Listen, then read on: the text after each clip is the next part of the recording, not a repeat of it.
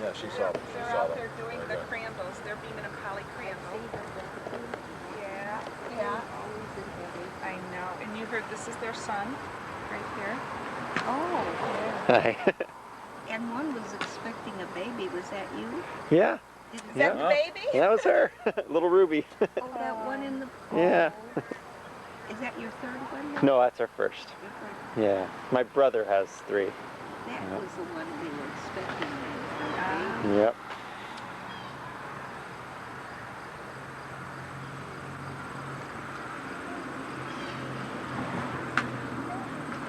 They're getting the issues over there. Well, we need to write in our logo.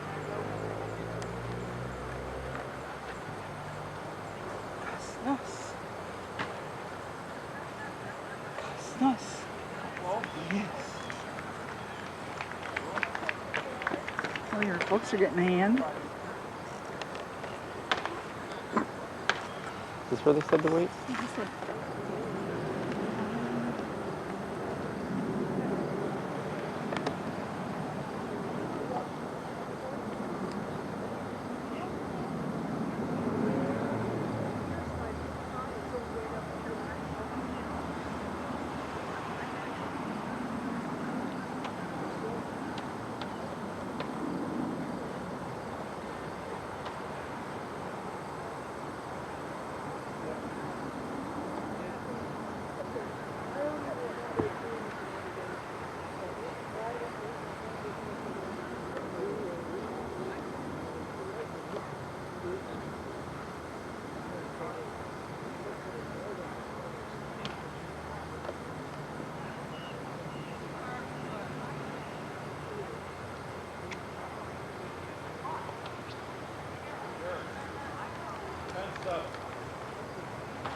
Yeah, we're 10-7. Who's 10? Atlanta. Did you see your dad giving a very modern thumbs up?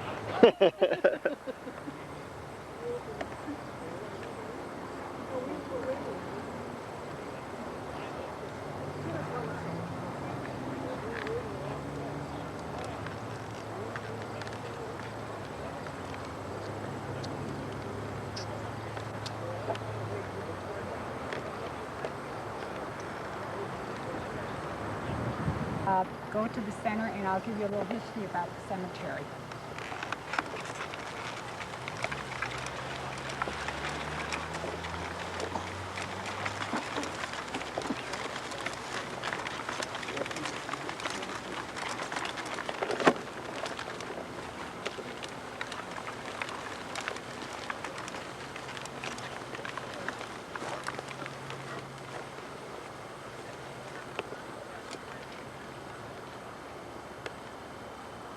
Now, in 1840, the village of Crystal Lake was laid out by Beeman Crandall and Christopher Walker. At that time, Isaac King, and you read about this in your brochure, his daughter Ella died, and they needed a burial place. So, Crystal Lake Cemetery was laid out, and this is it. It was 2.5 acres then. Many years later, Charles Dole wanted to build a road from his house down to the lake. How he obtained this land, I don't know. But he made a deal with the city and gave them back some of the cemetery, which amounted to 2 acres. What we are on is what was originally the back of the cemetery. There are 1,200 settlers buried here. We will go to our first grave, which is Beeman and Polly Crandall, who were the leaders in the community and the first settlers. And they will tell you their story. Oh, I'm sorry. Come on, Polly, wake up. Polly, wake up. This woman's been such a sound sleeper. I must have worked her too hard all those years, and she gets into deep sleeping. Ma'am, would you ring this bell? It's the only thing that wakes her up is a bell. Ring that bell. Polly, Polly, wake up here. Look at this. Look at this. Look at this. We did it, hon. look at this. We did it. I knew there was something to all that spiritualism that we studied. You studied and studied. About spirits that have gone passed away. They can come back and communicate with living spirits. Look at these beautiful living spirits here. Yeah, they look funny. Yeah, well, they're all kind of dressed funny, though. Look at that. Oh, what's that baby got? What's it doing? Little one. Look. That reminds me of some of our children's and grandchildren. Yeah. Sweetie. That reminds me of my granddaughter. Yes, it does. What year is it here? You're all dressed so funny. What year is it here? 2002. 2002. Let's see. We came here in 1836 to this area. It would be 166 years ago. When we came here in a covered wagon with 10 children. No, we only had No, we only had six 6. children. That's we only had 6. We had 4 more when we got Nobody else here but a bunch of Indians. 42 years old, and he wants to go west and see the frontier. 42 Well, with 6 children. the state of New York was so proud of its people, and we lived upper New York and around Connecticut. There were just people everywhere. We needed room to breathe and expand and It was crowded. do some things, so we headed out here to the frontier. Found a good place right over here on this trail. What was that, the old Trapper's Trail? Northwest. The Northwest Trail, yeah. That was it. We built a log cabin right there. There was a street, cross street there later. I think it was called Van Buren. That's where we built our home. Polly was helping to hew those logs and stack them up in the cabin, and the Indians was watching us. They never come seen anything like around, it. they all circled us and watched. Yeah. It's friendly Indians, yeah. It was 1836. And it must have been the right place for us to stop, because in that first year, so many other people decided to stop here and build and settle that we had to have an election that was ordered by the court. We was proud. You couldn't believe how proud we was to pick our house to be the place to vote. We had served. And the men, they just lined up, and come in the house and voted. The men voted, and I cooked the food, and they ate. It was a good cook, I was. Wasn't I, Vee? Yeah, you were a good cook. They ate good. Yeah, I was the first election judge for that election. How much did you do? Just a privilege. As an honor, a privilege, honor. Yes, sir. Oh, my. Yes, sir. Things were going so well. We had so many people that first year. We had to have a post office, too. And needed a postmaster. Guess who they had? You remember, you was the first one? First postmaster. But do you remember that young girl? She was a young woman, and she was pretty, real pretty. And most people couldn't write. Now, Beeman here, he could write letters and read, writing and all that. Not read. Couldn't read a letter. Couldn't write. Well, this nice young woman, she'd come over and she'd write the letters for us. And then Beeman would send them off in the post, and then they'd come. We'd be getting letters from my aunt out in New York. We'd get these letters back.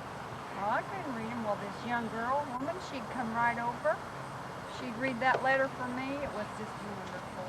Everybody loved her. What was her name? That was Hannah Beardsley. Hannah Beardsley. Yeah, I Hannah. remember. She was so good at doing that kind of stuff. We made her the first school teacher. First school we had, Hannah was the teacher, and we had to have a school board because we had a school. And so, guess who? So I was one of the directors of the school. Yeah. First one. Pillar of the community. Stepped up all. Hannah, I was a justice of the peace, first justice of the peace in the area too. And Hannah was the first person that I married as a justice of the peace. I was another person. You should have been a wedding. Oh, it was just beautiful, beautiful day. Fields were full of flowers. The children went out and picked the flowers. And it was wonderful. Remember? Those were exciting times. Things were happening so fast, it just wasn't hard to keep up with them. There were so many new faces showing up in town, and things changing, new stores going up, and new roads being built. And you folks probably don't know what that's like nowadays. You got everything all in place, and everything's nice and neat and orderly, and stays that way. We had it pretty tough back then. Things changed pretty quick. But we managed to survive all right. We had 10 children. said. And, 8 of them were boys, 2 girls. We lost a few of them when they were really young. 2 babies. Very, very young. The other 8 did pretty well. They lived good long lives, healthy, for the most part. Some stayed. Yeah. Away. There goes another one. You know, I've been looking over while we've been talking there. I've been seeing things on the other side of that rail fence there that don't make a lot of sense to me. I'm kind of fearful. I think, oh, there goes another one. No horse. No Yeah. horse, Demon. I think we better just sit right here, Polly, and see if these folks send any of their friends back to visit with us. Then move on. They look like they're able to deal with things like that, you know? I don't know about that little one. I don't think she can see a thing. Look at that She can't hat. see anything. Oh, there can see. Hello there. What's your name? Ruby. Hi, Ruby. Hi, Ruby. Hi, Ruby. Oh, Ruby. Well, you folks have a nice day, and you send any of your friends back along to see us. Thank you. Thank you. Yes.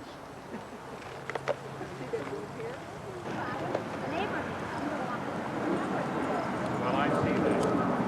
Why you volunteered me to talk to these people, I have no idea. I'm a quiet man, you know. This vexes me greatly to have to do this. They're going to have to help me tie this infernal tie. Under that confinement, settle down. It's very hard to make the 10th anniversary of that terrible war special. I know. I've got to remember all that now and try and talk to people about it. I recall September of '61 when we marched out of Crystal Lake all happy and gay. Went down to Aurora, a place called Camp Hammond. A fellow by the name of Grussell, Colonel Grussell, swore in almost 1,000 of us that day. He loaded us on a railroad train the next day and sent us off to St. Louis, a place called Benton Barracks. Colder than bejeebers down there, if I recall. How's this? That's like, All right, now where's the program? here's a program. Sit down, relax, read through that. I gotta get cookies ready for the luncheon. This is, I'm supposed to tell the story of the 36th Illinois Infantry, right? Okay, well after training camp at Benton Barracks, in the spring of '62, we had word that Van Dorn was coming over with his rebel army into Arkansas and going to come up and invade Missouri. So they sent us down there. We ran into him at a place called T Ridge. Remember all the talk with the boys at the time. As we marched down there, the saying was when you went into combat, you'd see the elephant. Well, we saw the elephant that day, more than we liked. After that, well, we ran Van Dorn out of there, and then in May of '62, we were over for the siege of Corinth after Shiloh. In September, we fell in under Little Phil Sheridan, General Sheridan. He was a fighter. That's good for the 36th. Then we had rumors in October that Bragg was bringing his army north, up through Tennessee and Kentucky, and was going to invade Ohio, invade the north. Well, we ran into him at a place called Perryville. I remember that well. It was a hot, dry time. The battle opened before dawn when some of the boys went down to the creek to fill their canteens. Remember Orrin Benson? Oh, sure I do. Nice boy. Well, his brother Wallace had a mini ball in the leg that day. Sent him home. Sent him home. Made it okay. We whipped Bragg that day, and then chased him further south to Stones River. Looked dark there until Sheridan's division held the center of the line. Tullahoma campaign to drive him out of the center part of Tennessee, a place called Hoover's Gap, as I recall. And then Chickamauga. What a mess that was. Opening right in the middle of the Union line, and the Rebs poured through.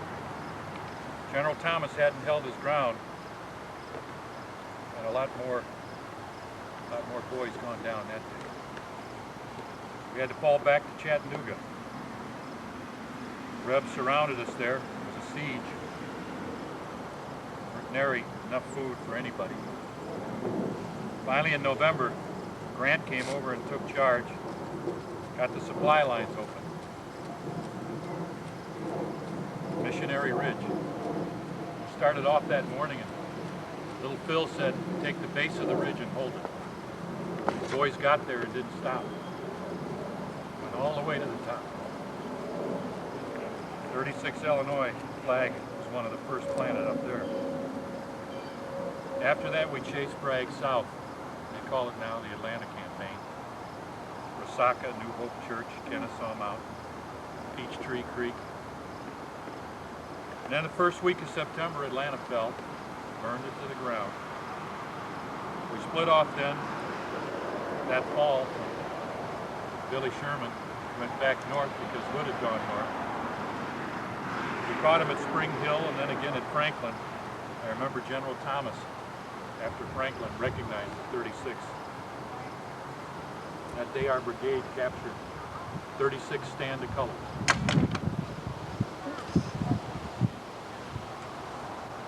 After that, right after Christmas, Hood attacked us in Nashville. We were dug in. Those poor boys in gray got cut to pieces that day. And then the spring, April 10, I remember it, we got word from Appomattox that Lee surrendered. 5 days later, President Lincoln was gone. Well, after that, we were the Army of the Occupation. They sent us down to New Orleans. We were the headquarters regiment. They called us Sheridan's Pets. In October, they brought us home and we mustered out at Springfield. Hard times, Mother. I know it was hard back here for you, too. Oh, it was.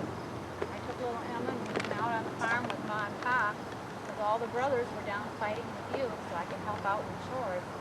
But the worst was the everyday worry of you, if you were all right, if you were make it home. Yeah, life has certainly changed since the war. It's gotten so expensive. It certainly has. Couldn't build these homes anymore than we used to then. All those beautiful cobblestone homes that were built in the 1850s, no one can afford them now. It's such a shame because learning that trade as a young man up in Leroy, in upstate New York, you remember all those families that were in there. Oh, I remember as a little girl trying to build someone's house. We'd all get in the wagons, all the families and the neighbors, and we'd ride down to Lake Ontario and we'd spend the day on the shore just picking up the perfect round stones. And we put them through the beetle ring to make sure they were the right size. And then we'd throw them in the wagon and head home. And the best part was when we got home, the mothers would have this big table full of food for all of us to eat. It was so good. Well, I remember doing it here at Crystal Lake, too. Do you remember? Yeah. We'd load the families in the wagons, take a day going over to Lake Michigan, spend a day picking stone all day, load the wagons, come back the next day. It's no wonder it's expensive. It was slow building, too. We could only lay 16, 18 inches a day of that stone. Let it set up. We were working on the Columbus Wallace house. That's when we got married. And then a year later, when you were working on the John Walkup house, we had our little Emma. Those were good years. We put enough by so we could buy that land for $100 an acre. And you bought those bricks. Bricks. I hate to think about it. A man ought not to go off to war and have his bricks grow legs while he's gone. We couldn't afford to replace them when you came back. But this little frame house has been good. But a mason in a wood house. Oh, don't be vexed about it. We've had 2 more beautiful daughters. Our daughter Emma has given us a sweet little grandbaby named after my mother, Julia Ann. Now we've been sitting here talking. You know it's getting late. It's time we go. Oh yes, neighbors, you need to walk us to Remembrance Day. Thank you. Jack Simon's legacy here in town, in many cases he worked on the foundations, in other cases he built the entire house. What are the rocks you're talking about? They're so big, what? They call them cobblestones, but they're really, Sandy, get your book out. She can show you a picture, but they're water-washed stone from the glaciated areas. I should know who you are. Fred, what do you got down here? That's a family tree. Heligus? Yeah. Well, the Simon daughter married Hiram Halligus. That little house is still standing. Oh, It's no. an architect's office now. That's on. Yeah. Mr. Halligus was buried. Are any of those brownstones made out of brownstones? Yeah, the foundation. Yeah, but any of the The upper houses, part? I think the walk-up house. And the Wallace house also. Yes, the Wallace house. Yeah. I used to have friends that lived in that. Yeah, Hannah Buck. Hannah Buck is a farmer's wife, and she came to Crystal Lake with her husband Abner with 9 children, and then she had 2 children here. She will tell you her story.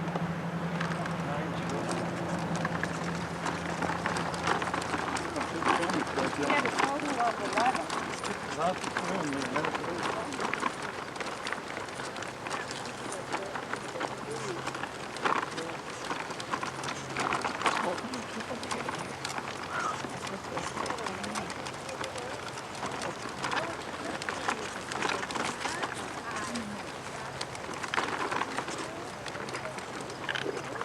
And I told them you will tell them your story. Thank you. I'll be glad to. Welcome. I'm so glad to see all of you here today. My name is Hannah Buck, and my husband, he wanted to go to the lake today to fish, so he wouldn't come back with me. I've lived in Crystal Lake quite a while. However, we moved from Elmira, New York, and we had 9 children at the time. And to move with 9 children under 15 years of age was quite a chore. But because we had horses and pigs and everything else that we could bring back to farm with. Can you hear me? Okay, good. If we had, we moved to it wasn't called Crystal Lake at the time. It was called the Algonquin Township. And Abner found a farm there that he liked very much, and it had a lot of room for all of our children, and that made him very happy. And it had a lot of land, as Abner was an ardent farmer. We brought these children here, all under 15 years of age. They helped us on the farm. They went to school in Crystal Lake. They had a one-room schoolhouse, and it was really fun to see the children go there. Some of them would have to leave to do farm chores, and then other ones would take their place. We were a very busy family. When that baby just fascinates me. I had 11 children, you know. After we were in Crystal Lake, I had 2 children, and that made our family 11. And I had 8 girls. And of course, Abner would like to have boys, so we kept trying. But the girls were wonderful. We had one gal that just loved the farm. She loved taking care of the horses and the chickens and the cows and everything. So we were very lucky to have her. I had one daughter named Ellen. She was our oldest daughter, and she was a teacher. She went to the college here, and she became a teacher. And she got engaged to a very nice young man who was a doctor. And he wanted to take her to Oregon to live. And she decided that she would wait until he was established. So he moved to Oregon, and 2 years later, he came back for Ellen, only to find out that Ellen had died shortly after he left in a very bad snowstorm that we had here. It was icy and snowy. She caught pneumonia and she died. So when he came back for his bride-to-be, she wasn't here. That was a very sad time for us. Another sad time was when little Marcus, he was 4 years old. He was my last child, my 11th child. Marcus loved to say goodbye to us as we went out with the horses along the fence. He would follow us, And he stood at the gate one day to wave goodbye to us, and for some reason, a sudden gust of wind came up, and the gate pushed against Marcus, and it killed him instantly at the age of 4. So Marcus is buried there next to Ellen. And those were our two sad, very, very sad occasions for us. We had a nice farm. Abner was a very good farmer. He had raised all kinds of crops. We had horses, cows, sheep, pigs, and we would butcher them. We would sell them, and that is how we made our living doing that. We tried to have happy times in our living room, our sitting room it was called at that time. We would go in there, and Martha could play the melodeon. It's like a piano that you can carry. We put it on a table, and she would play songs, and that was our entertainment in those days. All the children and guests that came would sing songs with us, and we really had a good time. That was our entertainment. I think that would be rather mild nowadays. One time I remember that, the war started, the Civil War started, and that was a very difficult time. 2 of our sons, our only 2 sons that went to the war, and that left us girls to take care of this big farm. And Martha was the best farmer that we could ever have. She loved the animals, she loved everything about a farm, and did as much as my husband did. But one time, the soldiers requested horseradish. The soldiers loved horseradish, and we raised a lot of horseradish. So we dug them out, we ground them up, and we nearly died grinding. You know the aroma of horseradish, they are so powerful in our little kitchen. Well, we got the horseradish to the Soldiers Bureau in Crystal Lake, and we were sick for 4 days afterwards, but I heard years later that that's why the soldiers said they won the war. It was our horseradish. We had many friends in Crystal Lake, and you were going to get to meet some of them when you go around here today. And our farm was very big and required a lot of work, and a lot of the children left. But Martha stayed. She enjoyed farming so much, and we were very lucky to have her. When the war was on, the children would go to the station, the train station, which was at the crossing. And where do you think the crossing was in Crystal Lake? Where Woodstock Street and the railroad. That was the crossing.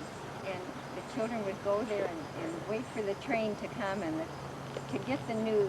And many times the paper was sold out before the train got to our station. And then we would have to wait more days before we would know what was going on. At one time we read that 10,000 men had been killed in a battle not too far from where we were living. And it was really a sad time for all of us, the Civil War. The men would come back and they would want jobs on the farm because they couldn't get jobs elsewhere. A lot of them were maimed. And we tried, we couldn't pay them, but we fed them and they worked for us, which we appreciated. We had a total of 11 children, and 6 of them died before the age of 42. And I guess that was sort of average in those days. Nowadays, you're a lot luckier because you have, I don't know why it is. Must be the Crystal Lake air. The horseradish. Yes. And our entertainment was going into our sitting room and playing the melodeon and singing songs of the time and telling stories and riding horseback. We had horses, and the nearest neighbor was 3.5 miles away. They would come over with their horses, And the children would go out on the horses at night, and they would go out around 6 and not come back until midnight. The horses were really tired, but that was their entertainment, and they really liked it. They would stop by the lake, you know, and rest for a while. The lake was so different at that time. Like this used to slope right down to the lake. There was no road there or anything. This was very picturesque. And my birds here, I loved canaries from the time I was little, and my family always had them. So after I got married, I told Esther that we need some birds. Okay, I'm glad that always was fun. To this day, I don't like horseradish. We of our 11 children, they all loved music, and we spent many hours singing with our family. And being out, the Civil War was a very sad time for us. I have Seth Nash is you're going to get to see him a little while later, and he is one of the people that our family knew very well, and we had very wonderful times with them. In those days, your neighbors were not as close as you are nowadays, so they would spend time at our house, and we would spend time with them, and so when you meet them, tell them I said hello. Okay? And we worked very hard on the farm, and we were very lucky to have so many children. But with a lot of girls, we needed a lot of help, and we were so lucky that Ellen was able to go out there and do a man's work. Do any of you have any questions about our time? No? Where was your farm? Our farm was at Rayco Road and Rayco and Virginia Road, and it was right next to the gravel pit. It was a very prolific farm. We had very good crops. Thank you. Thank you. Thank you. Oh, well, thank you for coming. Thank you so much. Thank you, young man. Samantha's great-great-grandson. The next grave we're going to see is that of Colonel and Mrs. Palmer. His home is on 176 in Terracotta Road. It is known as Bounty Land because he got these lands because of being in the Patriotic War in New York in 1837. He and his wife traveled by covered wagon here. He was a founding member of the Masonic Lodge, and they had many meetings there, and also on the second floor they have a ballroom. The next time they have an open house, we should go and see it. There was one last year, and there was the greeter at the door, and finally I wanted to go up and see that ballroom, and I was floored. I don't know how they did it. It was very small. All right.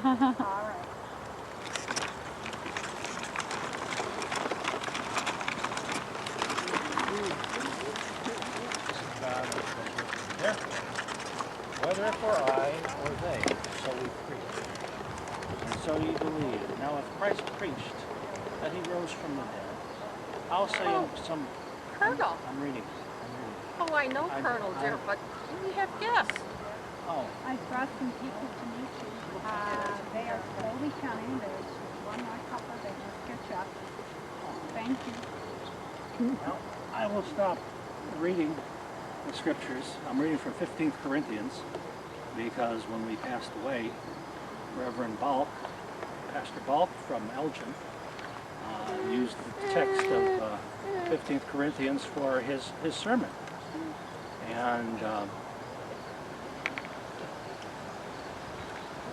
Reverend Balk, Pastor Balk, was a converted Unitarianist. He saw the light, he repented, and he became a Baptist like unto ourselves. And Now, I won't read any more of this to you because many of you have already been to church and have been fed the Word of God this morning. And many of you are sinners and probably don't care to hear the Word of God this morning anyway, so we will dispense with that. But about our funeral is that we had, when we died within 3 days of each other, we had over 500 people come to a double funeral. Now, I've heard of double weddings, but I've never heard of double funerals.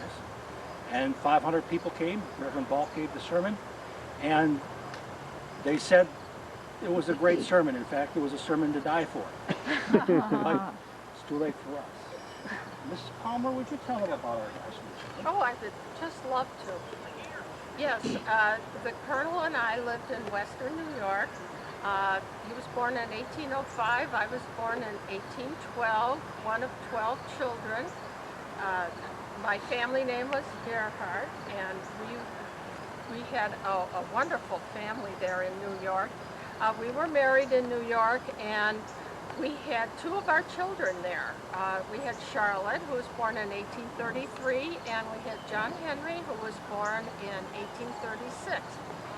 When we moved to McHenry County, we had Emma. She was later a late child, and unfortunately, poor little Emma passed away early in her life. She was 7 years, 4 months, and 29 days old when she passed away in 1861. Yes, but Emma's here with us now, right here.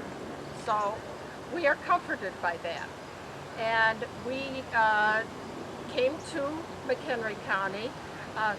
Colonel, tell them how we came to McHenry County. I was just thinking about Emma. Yes. And her one teacher. Remember, she only had one teacher. She wasn't on earth long enough. Yes. Her teacher was Hannah Beardsley. But Yes. anyway,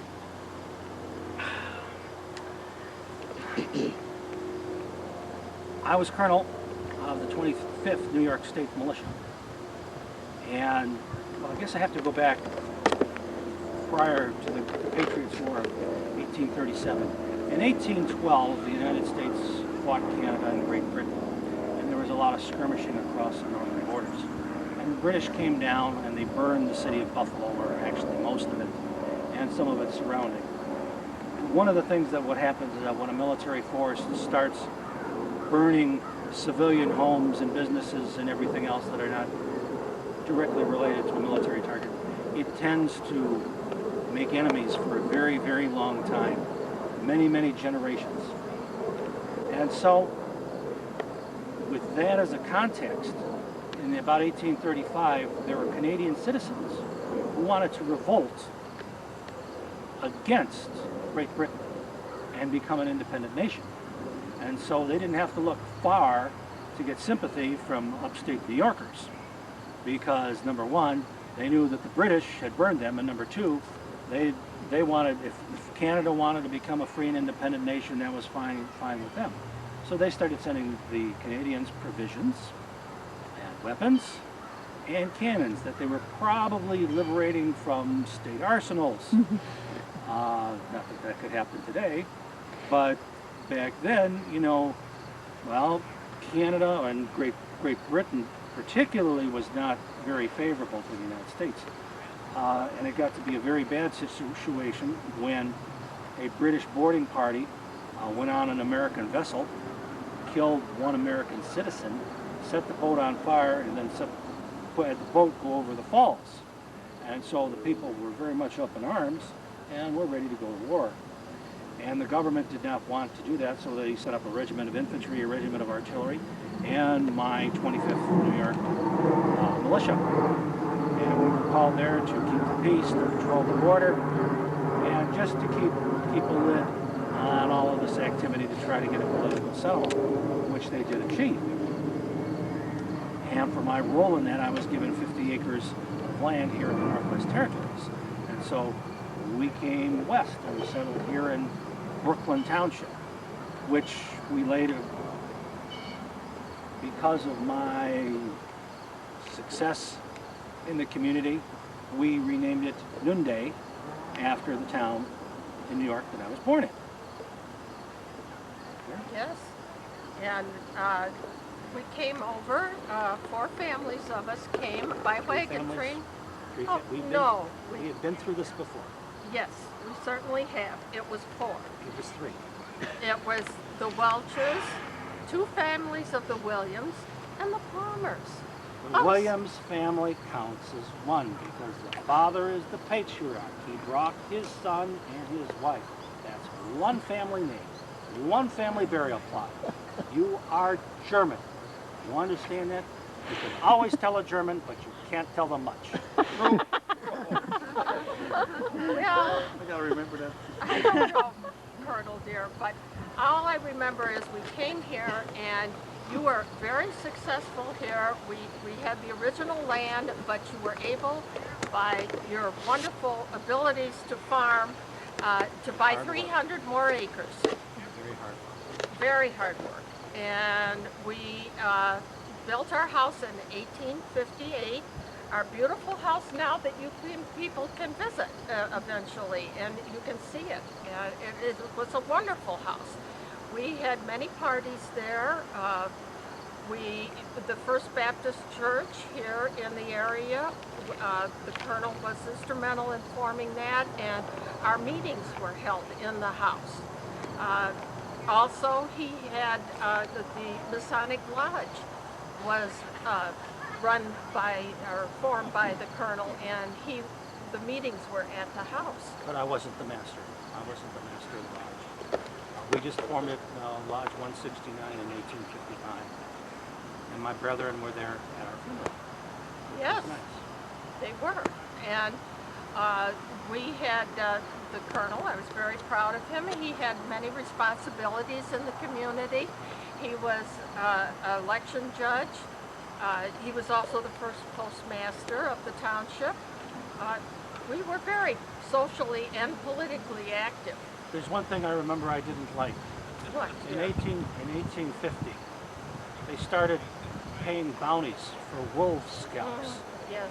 And so what they started doing is they started hunting, bringing wolves in from other counties and going up into Wisconsin and bringing them into McHenry County so they could kill them here, take the scalp, and get money for it. And I'm thinking, this is not a smart thing to do when you have farms and you have farm animals sooner or later. And I wanted no part of it, but they voted me down. I didn't think that was real wise. But the only good thing about having a wolf, it would be a great nickname for one of the public school teams. That'd be about as much as I would want to call a team as the Wolves. Yeah, well, needless to say, dear, we had a wonderful life here in McHenry County. We were very successful. Our children married, and our Charlotte moved away for a while. She married Fred Rawling, and they moved to Iowa for a while, John. But they came back, and John lived here, and of course our little Emma is right here with us, which is very comforting to us to have her here with us. And we lived a wonderful life. You were 79, or 79. I was 73 when we died. We both died within 3 days of each other in 1884, and we, as I say, had a double funeral, and I was glad we died so close together because we'd lived all those years together, and I would not want to have lived without the Colonel. Well said, Mrs. Well said. One thing as you grow older, my wife tried to cultivate a sense of humor. So, as we had this typhoid pneumonia. Yes, it was typhoid pneumonia. Which is it's very painful on the lungs. The doctor, Dr. Coleman, came late to it, and he's the attending physician. And he said, "I'm sorry, I had to take care of a man who fell in a well." And my dear wife said, "Oh, did he kick the bucket?" Oh, you have to tell that story. Yes, until all of these groups are here, and they will know of your great sense of humor. Do you have any questions for us about our homestead or our lives? In fact, if you would have been paying attention, we joke about the wolves. About 20 minutes ago, fox. We scared it away. Right where we parked. Yes. And it's so nice that our home is still here and that is being preserved, and very shortly you'll be able to tour our home and enjoy it like we enjoyed it. Thank you. Thank you.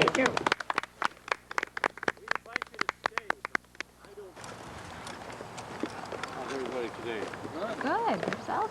My name is Seth Dickock Nash, and it is a pleasure to have you stop by this afternoon. I have an opportunity to tell you a little bit about myself. Before I tell you about me, I'd like to tell you about my grandfather, Alfred Nash. Alfred and Elizabeth Hoyt were married out in New York, and Grandpa Alfred fought in the War of 1812. They later moved to Illinois, and he died in McHenry over in 1846. But my mom and dad were Edgar Jeremiah Nash and Esther Keziah Olmsted. They were married in 1838, and I was born February 4th, 1840, out in New York. When I was 3 months old, Mom passed away, so it was just me and Dad for about 3 years. In 1846, Dad married a fine young lady named Mary Benedict. Dad and Mary had 2 sons and a daughter while we still lived out in New York. And when I was 13 years old, we moved to Illinois. In 1854, we settled on the family homestead over on Virginia and Keith Street. And Mom and Dad had another son and daughter. So as we were growing up around the table, there were 6 children plus Mom and Dad. I mentioned Grandpa Alfred fought in the War of 1812. And my dad, Edgar Jeremiah, fought in the Civil War. I'll tell you more about that a bit later. Well, there were, like I say, we grew up around the family farm. We had an 83-acre plot over there, and 70 acres under cultivation, and a small herd of Jersey cattle as well. And life on the farm was life on the farm. It was tough.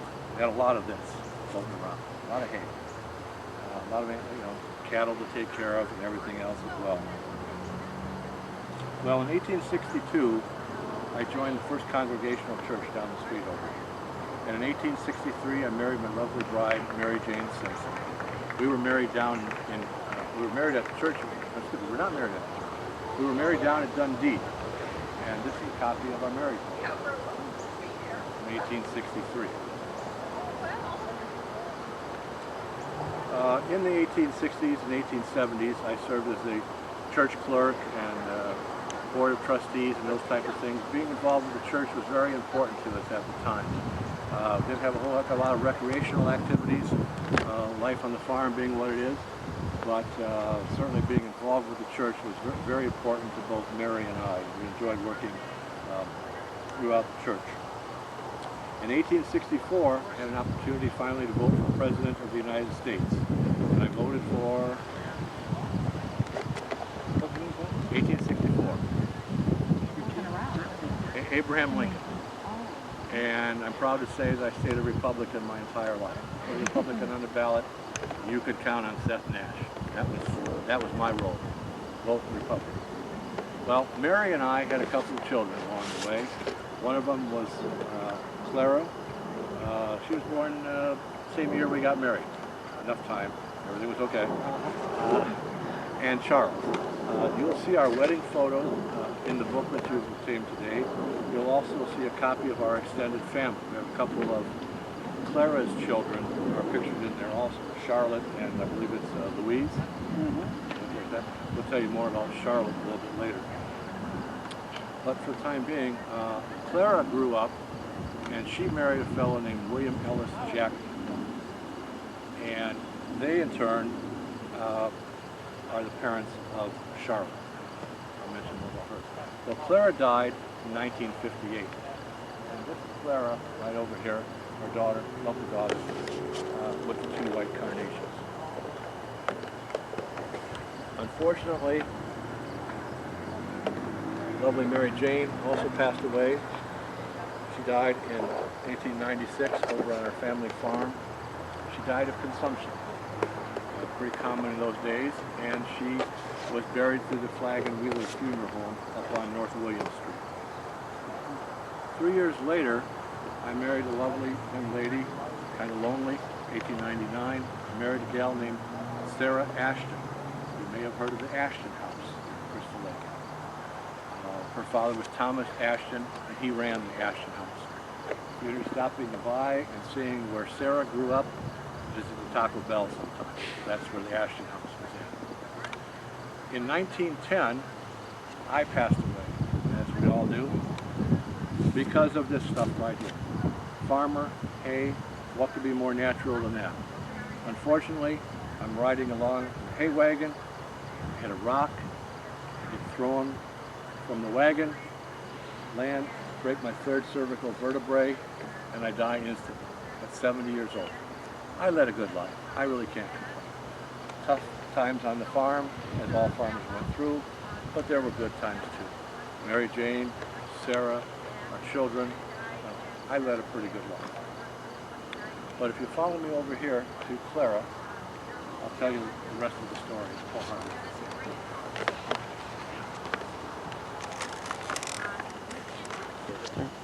Well, Charlotte married a fellow named Albert J. Green.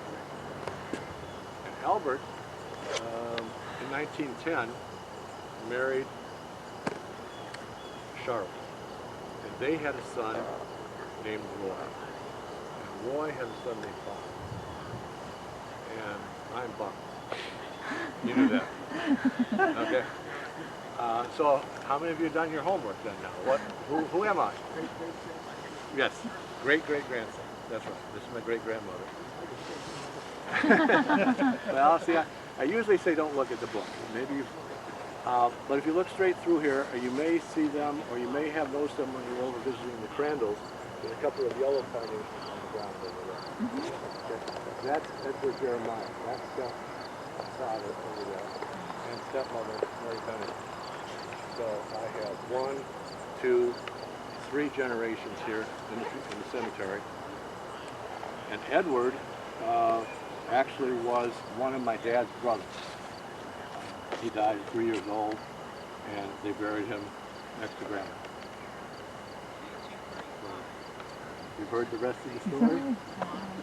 I've had more people here today than in the past 75 years that I've been resting here. So this is a wonderful treat to be able to talk to someone.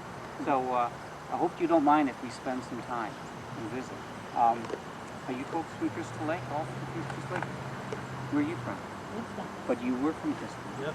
Okay, very good. I had a lady from Wisconsin, and I let her stay. So, you know, That's nice of you. We better be nice to her.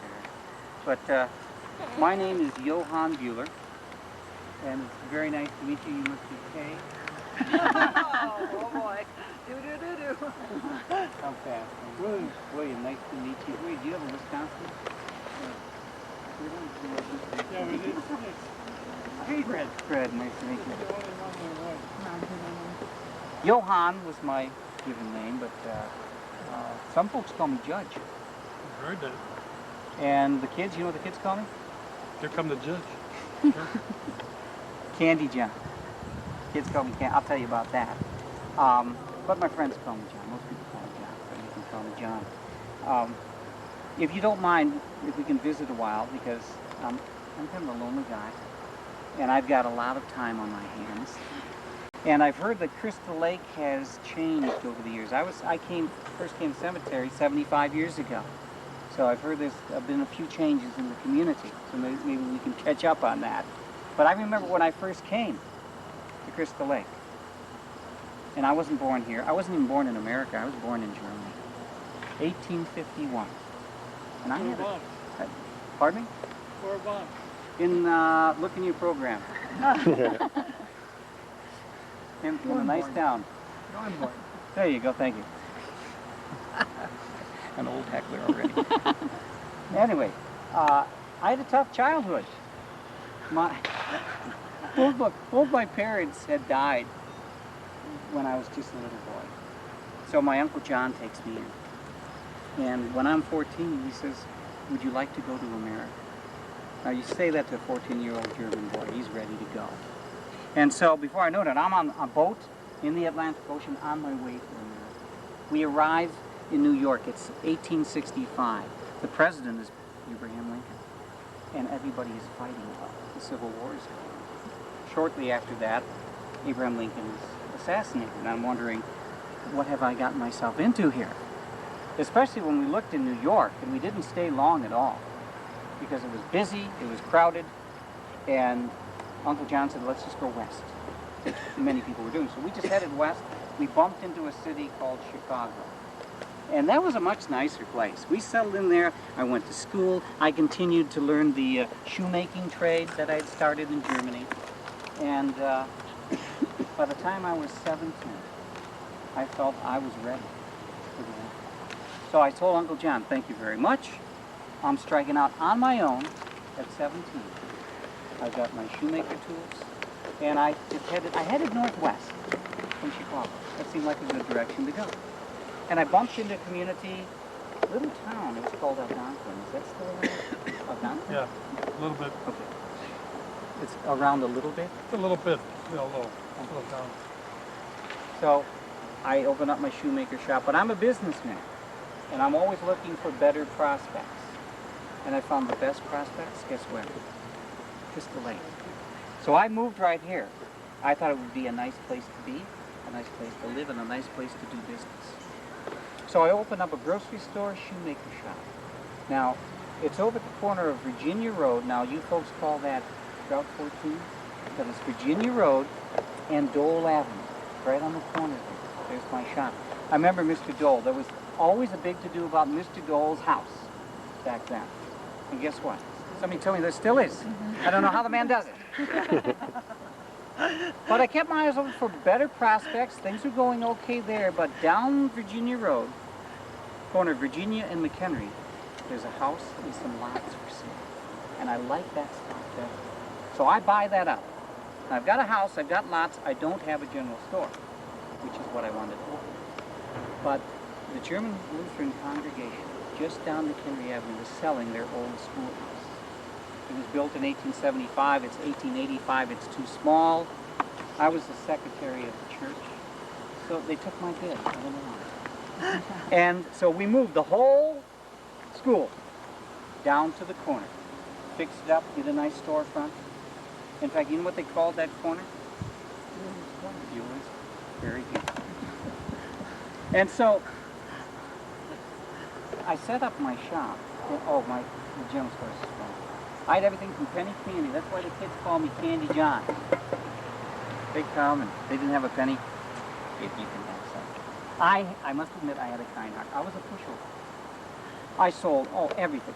Fancy hats and clothing. I was a collector. Coins, newspapers to the ceiling. People said that my place was more of a curiosity shop than it was a general store. They would just come in and just look around. I would like them to buy some things, but the best part was the people would come and we'd visit and we'd talk. And that gave me a sense of community responsibility. So I wasn't just a shopkeeper. I became a justice of the peace. Now that's not just marrying people. That's enforcing the law, levying fines on criminals. You mean? That's what the committeeman for the Republican Party, I don't know, is that still around here? What else did I do? School board trustee, election judge. I sold. I didn't do the post office. I did real estate. I did insurance. I did make out the water bills for the city of Crystal Lake. That was my job too. So I had my fingers into so many different things. So I had my reputation as a businessman. I had my corner. You know, I had my civic responsibilities. You know what I didn't have? Someone to share this with, because I was alone. My parents had died. My Uncle John was back in Chicago. I'm on my own.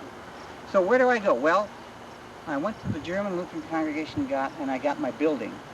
Maybe they have a wife, you know. So I go there, I look around, and there's a beautiful young girl, Christina Peters. She's from Germany too. I don't know what town. And so we got to know each other, and I swept her off. I'm so cute. You know, I'm the judge. You're so rude. Yes. Very good. Next presentation. That's going in. But I'm 24. She's 17. And we get married in 1875. 1875. Ulysses S. Grant's the president. You ever hear of a guy named Mark Twain? He's starting to write some books. Thomas Edison? Yeah. He's starting to invent things, okay? Now, Christina and I decide we're going to have a big family. How many did I have? What's it say? 12. Okay, thank you. Don't ask me their names. At any rate, we had 12 children. The bad news was that 4 died before the age of 5. 3 died before the age of 25. We lost 7 of our children. 5 survived, but some people wonder, well, why do you have so many? That's why you have so many. Because so many died. So we had 5 that lived. A few of the children are buried with Christina and I. Christina and I are married for 45 years. And I've got to tell you about her. She was just a wonderful woman. She loved to help people. How many times did I hear, Johan, we've got to go help those people. And boom, she takes off. And we get to the door, and there's a quarantine sign. No admittance. She goes right. Nothing ever stopped her from helping people.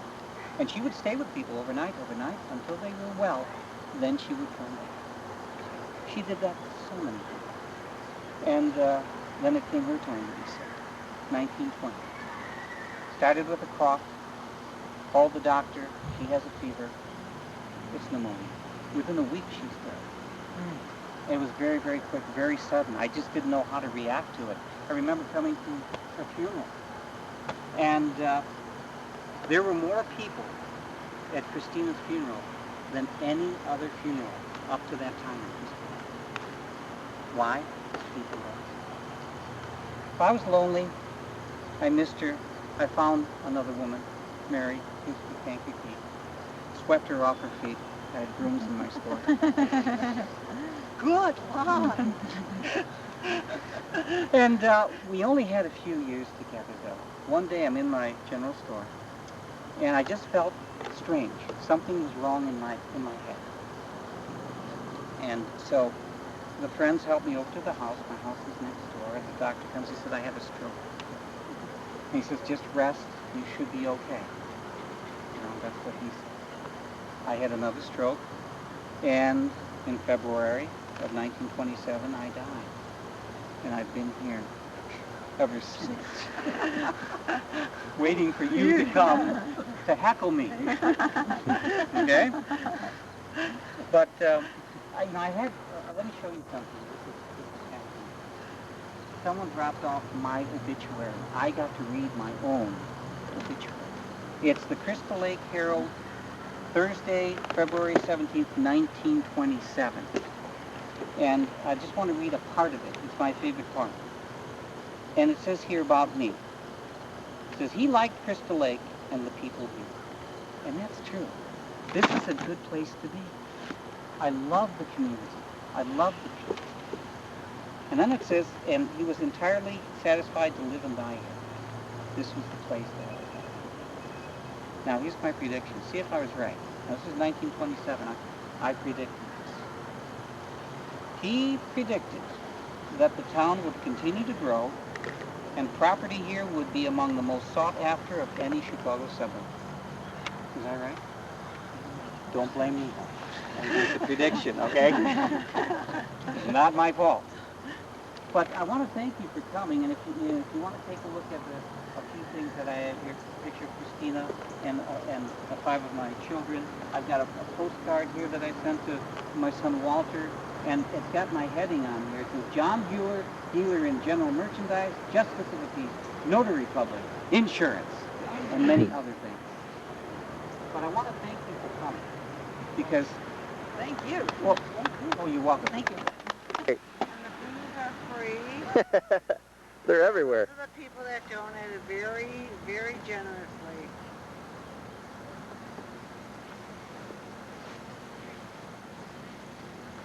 And here I'll uncover the treats so you can All see right. those. Okay, and we'll keep it in the bead.